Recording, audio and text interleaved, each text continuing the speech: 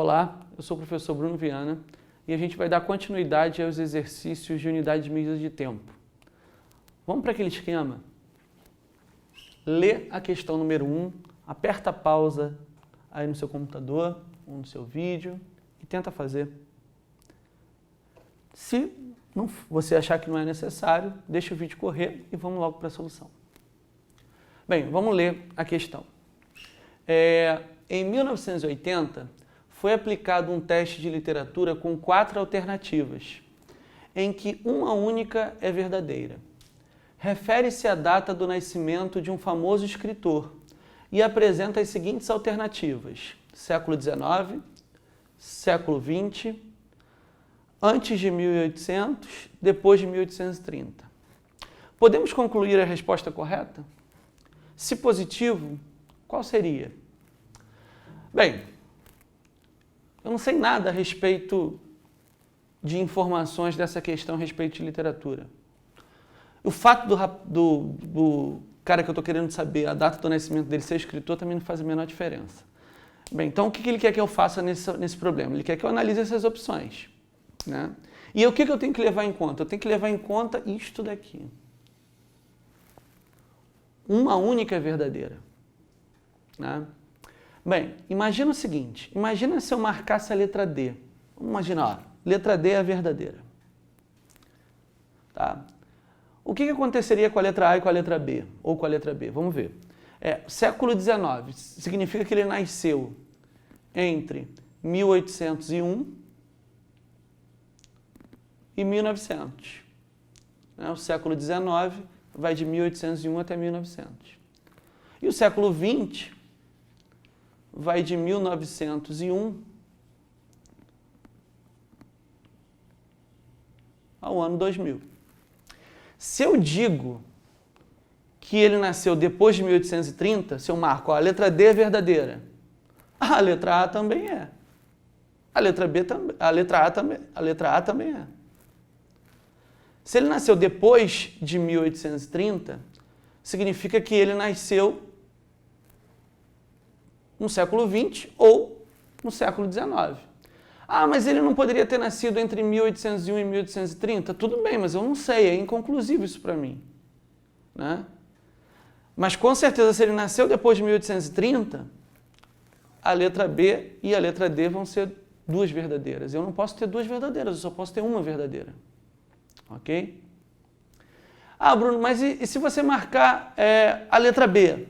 Ué, automaticamente a letra D também está certa. Porque se ele nasceu no século XX, ele nasceu depois de 1830. E se eu marcar a letra A? Bem, se eu marcar a letra A, se ele nasceu no século XIX, se o ano de nascimento dele, que eu não sei, tiver entre 1830 e 1900, né, vou ter duas respostas corretas também. Ah, mas antes é inconclusivo. Então, a única resposta que eu posso marcar com certeza, que não vai cair em ambiguidade, que não tem chance de cair em ambiguidade com nenhuma outra, é a letra C. Então, obrigatoriamente, ele nasceu antes de 1800. Então, podemos concluir a resposta correta? Sim. Se positivo, qual seria? Letra C. Ok? Eu quero chamar a atenção também que a gente não levou em consideração o século XXI, porque o teste foi aplicado no ano de 1980. Tá? Então, isso aí também tem que ser levado em consideração. Não pensei, no século XXI, mas também eu ia ter respostas, né, semelhantes. Bem, vamos para a segunda?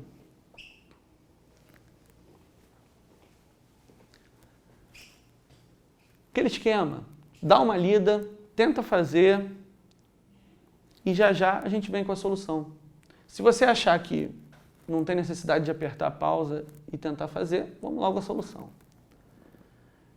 Bem, 3 gatos comem 3 ratos em 3 minutos. Um gato comerá um rato em quantos minutos? Ficou faltando um S aqui. Em quantos minutos? Desculpem.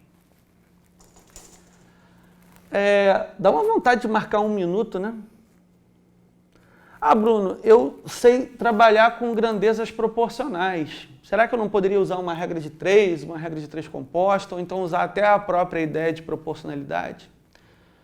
dependendo da maneira que você faça isso, você pode achar a resposta letra A, só que de maneira bem equivocada. Primeiro vamos ver por que a resposta não é a letra A, para depois eu explicar por que utilizar grandezas proporcionais ou regra de 3 nessa questão é um equívoco. Bem, vamos lá. Então vamos imaginar 3 gatos. Quero que vocês me perdoem pelo desenho. E 3 ratos. Gatos e ratos.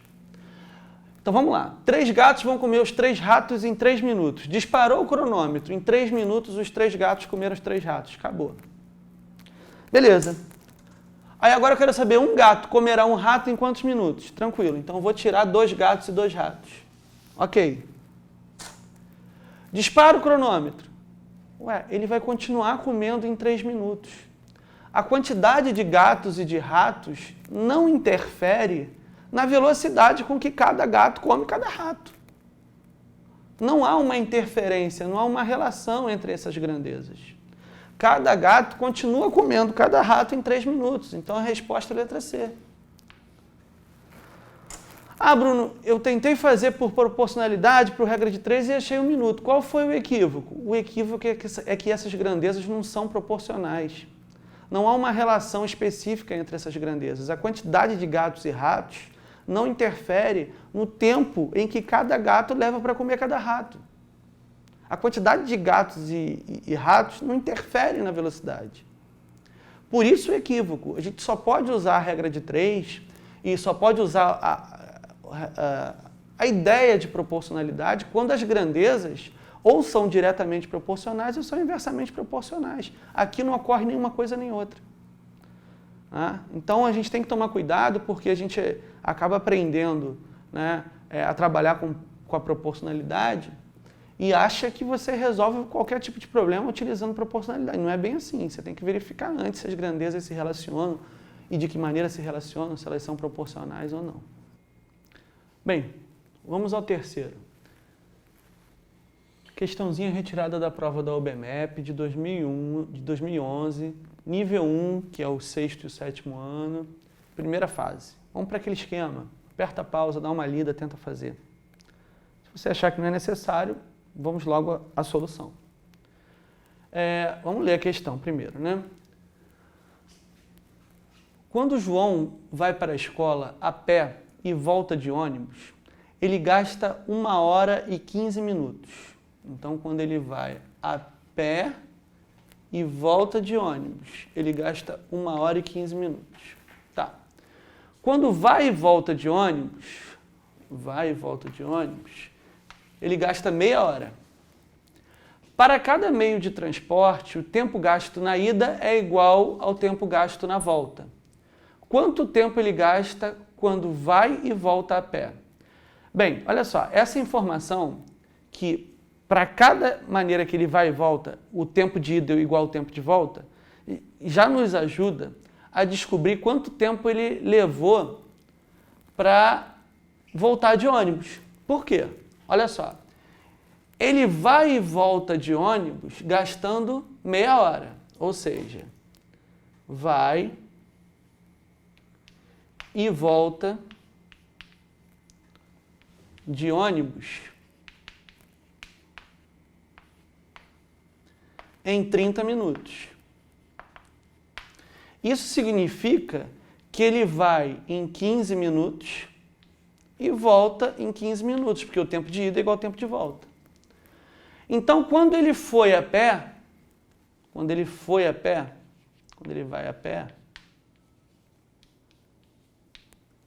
eu não sei quanto tempo ele leva ainda. Mas volta de ônibus,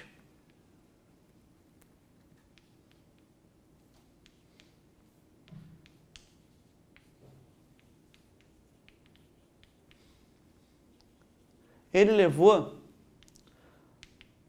1 hora e 15 minutos. Ora, mas eu já sei quanto tempo ele leva para voltar de ônibus. 15 minutos. Se ele leva 15 minutos para voltar de ônibus, isso significa que ele demorou 1 hora para ir a pé. Bem, se ele demorou 1 hora para ir a pé, qual é a pergunta do problema? Quanto tempo ele gasta quando vai e volta a pé? Ué, ele vai a pé em 1 hora e volta a pé também em 1 hora. Então ele gasta um total de 2 horas para ir e voltar a pé. Então, resposta também letra C. Bem, espero que você tenha acertado. Obrigado pela atenção. Até a próxima.